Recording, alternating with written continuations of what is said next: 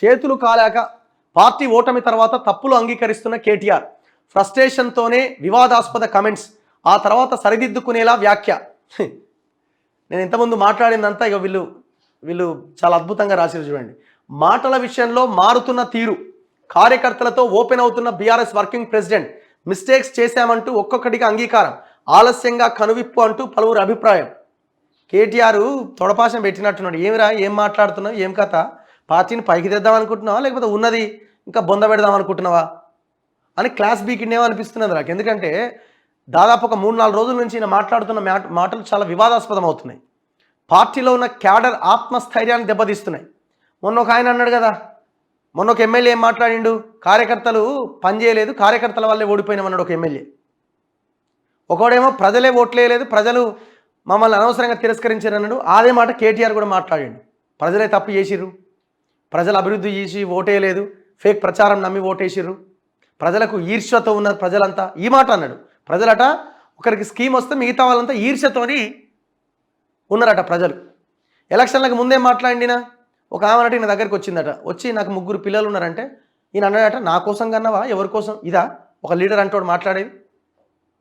జనాలు ఈడ్చి కొడితే అధికారం పోయి ప్రతిపక్షంలో కూర్చున్నారు. బాధ్యతతో ఉండాలి కదా, అట్లా కూడా లేడు. ఇగో ఏమన్నాడు, అప్పుడేమన్నాడు, ఇప్పుడేమన్నాడు చూడండి. ముందేమన్నాడు కేటీఆర్, పార్టీల తేడా పక్షపాతం లేకుండా సాగు భూమి ఉన్న రైతులందరికీ రైతు బంధు అందిస్తున్న ఏకైక రాష్ట్రం తెలంగాణ అన్నాడు. అందరికి ఇస్తున్నాం మేము, సినిమా స్టార్లకి, ఎన్ఆర్ఐలకి, పొలిటికల్ లీడర్లకి, ఇదే మా గొప్పతనం అన్నాడు. ఇప్పుడేమంటుండు, భూస్వాములకు రైతు బంధు ఇవ్వడం వల్లే ఎన్నికల్లో బీఆర్ఎస్కు ప్రతికూల ఫలితాలు వచ్చినాయి. మారింది మాట.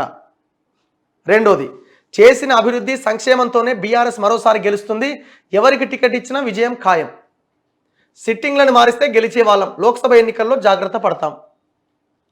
పగుళ్లకు స్లాబ్లకు మధ్య తేడా తెలియని జాతీయ పప్పు రాహుల్ గాంధీ. అప్పుడు అన్నాడు, ఏమన్నాడు, ఇదేంది మన మేడిగడ్డకు పోయి రేవంత్ రెడ్డి రాహుల్ గాంధీ పోయి చూసినప్పుడు ఆ పిల్లర్కి మధ్యలో చిన్న గ్యాప్ ఉంటుంది కదా, ఆ గ్యాప్, ఆ పర్రెను చూసి ఇది పగుళ్ళు వచ్చినాయని మాట్లాడుతున్నారని చాలా దారుణంగా మాట్లాడింది. ఇప్పుడేమంటుండు, పెద్ద పెద్ద కన్స్ట్రక్షన్లు జరిగినప్పుడు చిన్న చిన్న లోపాలు సహజమే అట. మరి ఏ శ్రీశైలము, ఏ నాగార్జున సాగరు, ఏ ఎల్లంపల్లి, ఏ శ్రీరామ్ సాగర్ ప్రాజెక్టు, 150 ఏళ్ల కింద కట్టిన ధవళేశ్వరం బ్యారేజు, మరి ఇవన్నిటికీ ఏం కాలేదే, ఇంకా చెక్కు చెదరకుండా ఉన్నాయే. బీఆర్ఎస్ పనితీరు కన్నా కాంగ్రెస్ పార్టీ అబద్ధాలే ప్రజలు నమ్మిరు. ఇప్పుడేమంటుండు, ప్రజలను తప్పుపట్టడం సరికాదు, తెలంగాణ ఉద్యమ కాలం మొదలు గడిచిన 2 అసెంబ్లీ ఎన్నికల్లో మనకు జనం బ్రహ్మరథం పట్టారు. దళిత బంధు దళితుల ఆర్థిక బలోపేతానికి దోహదపడుతుంది, విపక్షాలు ఉద్దేశపూర్వకంగానే దాన్ని రాద్ధాంతం చేస్తున్నాయి. దళిత బంధు కొద్దరికి ఇవ్వడం వల్ల, ఎమ్మెల్యేల చేతివాటం వల్ల చాలామంది వ్యతిరేకంగా మారారు. దేశంలో ఏ ప్రాంతీయ పార్టీకి లేనంతగా బీఆర్ఎస్కు 60 లక్షల మంది కార్యకర్తలు ఉన్నారు. పార్టీ నిర్మాణంపై ఫోకస్ పెట్టకపోవడంతో ఓడిపోయాం.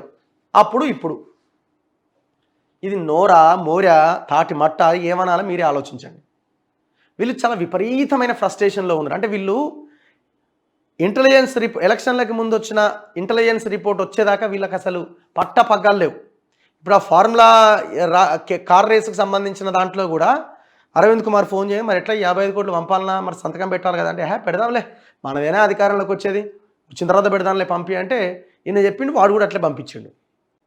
అంటే అది అంత భయంకరమైన అహంకారంతో ఉన్నారు వీళ్ళు, విపరీతమైన అహంకారం. ఇప్పుడు ఆ అహంకారం ఓటమితోనే దిగిపోయి ఫ్రస్ట్రేషన్ స్టార్ట్ అయింది. ఎట్లా ఓడిపోయినాం మనం ఓడిపోవడం ఏంది, ఇది తట్టుకోలేక జనాన్ని తిట్టడం స్టార్ట్ చేసిండు. కొద్ది రోజులు జనాన్ని తిట్టడం వల్ల మళ్ళీ రివర్స్ అవుతున్నది. ఇప్పుడు మళ్ళీ తేరుకొని మళ్ళీ మాట మారుస్తున్నాడు, మళ్ళీ రేపే మాట్లాడతాడు. ఇప్పుడు అంటుండు, పార్టీ ఓటమికి బాధ్యుని నేనే, కార్యకర్తలను పట్టించుకోలేకపోయా, దళిత బంధు రైతు బంధు దెబ్బకొట్టినాయి, బీజేపీకి బీఆర్ఎస్ బీ టీం అయితే కవితపై కేసు పెట్టేది కాదు కదా, కారు సర్వీసింగ్కు వెళ్ళింది కేటీఆర్, మళ్ళీ రాదు కేటీఆర్.